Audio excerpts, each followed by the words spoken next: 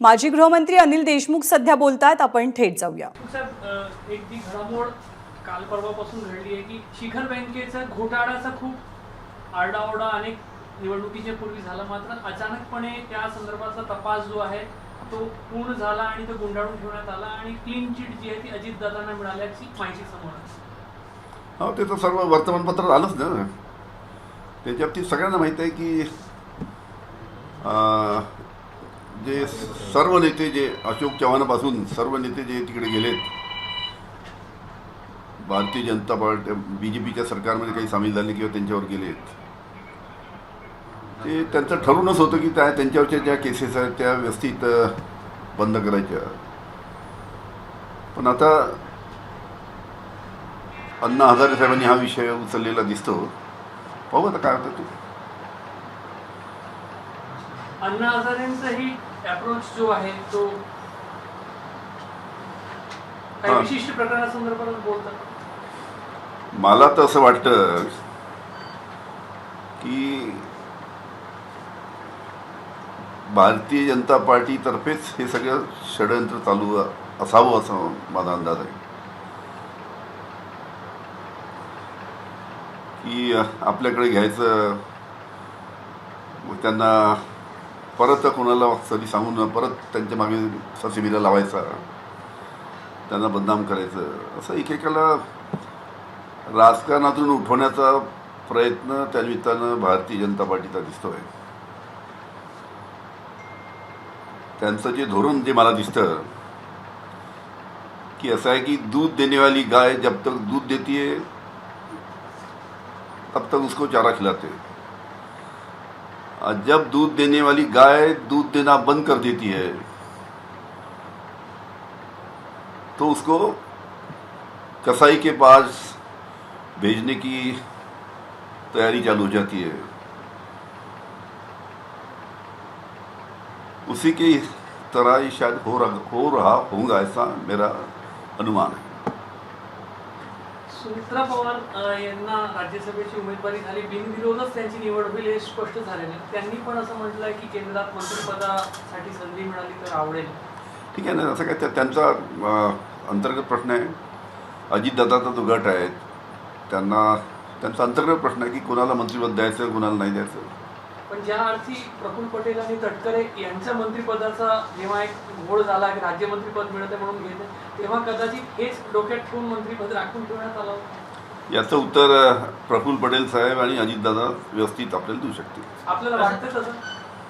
नाही तर त्यांच्या अंतर्गत याच्यात मी बोलणं योग्य नाही। काल छगन भुजबळ म्हटले की मी पक्षात सिनियर असतानाही डावललं जात आहे, मला लोकसभा लढायची होती नाशिकवरनं, नंतर राज्यसभा हवी होती पण ती देण्यात आली नाही। मलाही आश्चर्य वाटतं की कारण की त्यांची पहिले तर लोकसभा लढायची छगन भुजबळ साहेबांची इच्छा होती, कारण की छगन भुजबळ साहेब वरिष्ठ नेते आहेत आणि त्यांना ग्रीन सिग्नल दिल्लीवरच मिळाला होता असं सुद्धा वर्तमानपत्रामध्ये आलं होतं। पण एकाएक त्यांना तिकीट नाकारलं नाशिकमधनं आणि त्याच वेळेस त्यांनी राज्यसभेमध्ये जायची सुद्धा त्यांची तयारी होती, पण त्यावेळेससुद्धा त्यांना राज्यसभा त्यावेळेस देण्यात आली नाही।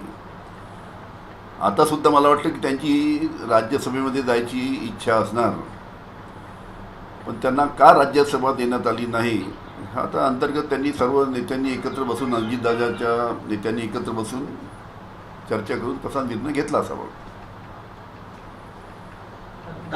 भुजबळ नाराज आहे एकूणच त्यांच्या सगळ्या वक्तव्यावरून असं दिसत आहे। ते म्हणतात की मराठा मतं महायुतीला मिळणार नाही म्हणून कदाचित मला तिकीट दिली नसावी। कसं आहे की साहजिकच आहे, इतके सिनियर नेते त्यांची स्वतःची लोकसभा लढायची इच्छा असताना त्यांना दिली नाही, राज्यसभेमध्ये जायची इच्छा असताना राज्यसभा त्यांना मिळाली नाही। साहजिकच आता बाहेर जरी ते खुलेआमपणे बोलत नसतील तरी मनातून तर त्यांना दुःख नक्की झालं असेल असं दिसतं।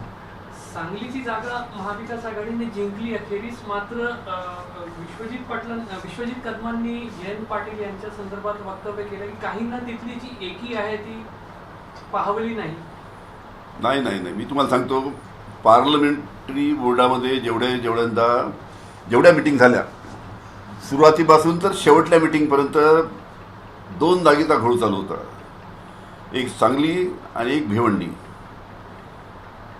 आणि दोन्ही जागेसाठी, खास करून सांगलीच्या जागेसाठी शिवसेनेचा आग्रह होता, काँग्रेसचा आग्रह होता आणि त्या ठिकाणी जयंत पाटील साहेब त्या मतदारसंघातील त्याच मतदारसंघातील ते आमदार असल्यामुळे त्यांनी सुद्धा सांगितलं होतं की ही जागा माझ्या मताप्रमाणे काँग्रेसलाच जायला पाहिजे असा त्यांचासुद्धा जयंत पाटलाचा सुद्धा आग्रह होता.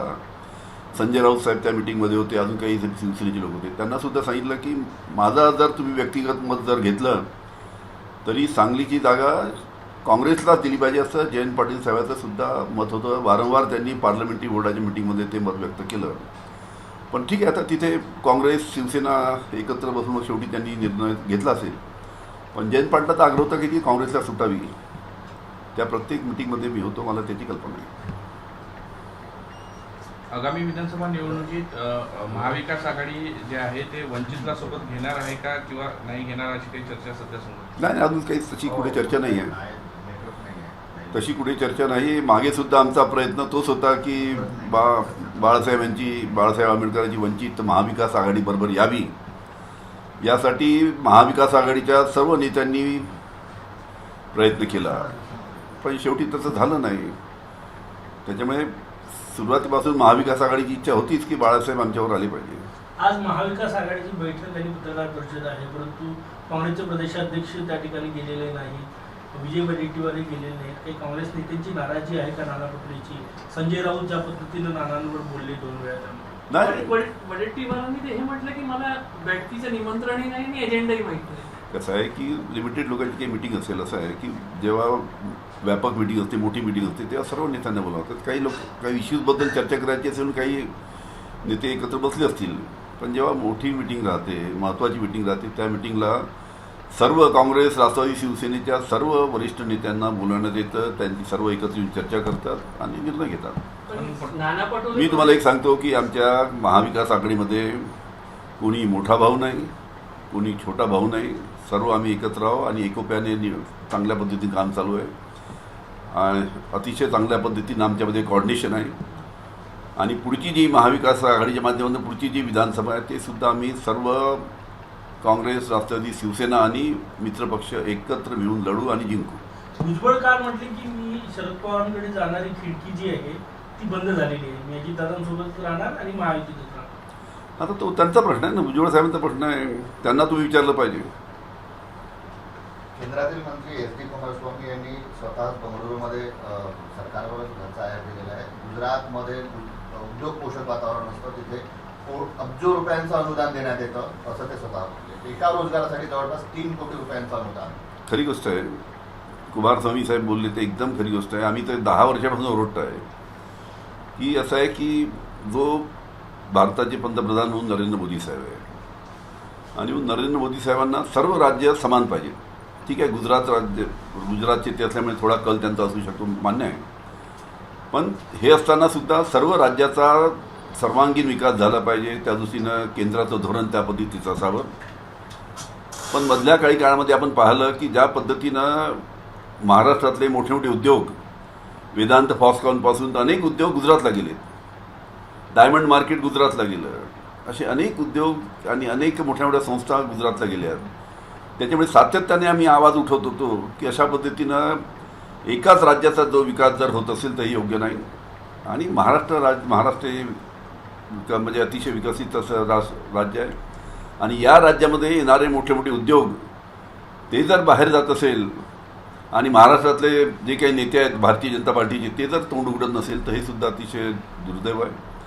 आणि खास करून गुजरातला जे उद्योग जातात त्यांनाच मोठ्या प्रमाणात केंद्र शासनाकडनं मोठ्या प्रमाणात अनुदान द्यायचं आणि बाकी राज्यामध्ये गेलं त्यांना द्यायचं नाही. त्याच्यामुळे साहजिकच उद्योगांना वाटतं बा गुजरातमध्ये गेलं तर तिथं आपल्याला अनुदान जास्त मिळेल, तिकडे आपण गेलं पाहिजे. पण हे आतापर्यंत घडलं. पहिले एकतर्फी भारतीय जनता पार्टीचं सरकार केंद्रामध्ये होतं, पण आता तशा प्रकारची परिस्थिती नाही. आता अनेक मित्रपक्ष त्यांच्यावर आलेले आहेत. त्याच्यामुळे मित्रपक्षाला सुद्धा त्यांना एकत्र घेऊन त्यांची चर्चा करून त्यांना निर्णय घ्यावा लागेल. आणि म्हणून कुमारस्वामी जे आता मंत्रिमंडळामध्ये त्यांनी जे वक्तव्य केलं, असेच अनेक राज्याचे मंत्रीसुद्धा पुढील काळामध्ये वक्तव्य करतील की अशा पद्धतीनं फक्त गुजरातलाच महत्त्व दिलं नाही पाहिजे, बाकी राज्यांना सुद्धा महत्त्व दिलं पाहिजे. पुढचं सरकार आलं तर आणि शरद पवारांची इच्छा असेल तर मुख्यमंत्री या महिला होतील असं रोहित पवार म्हणते.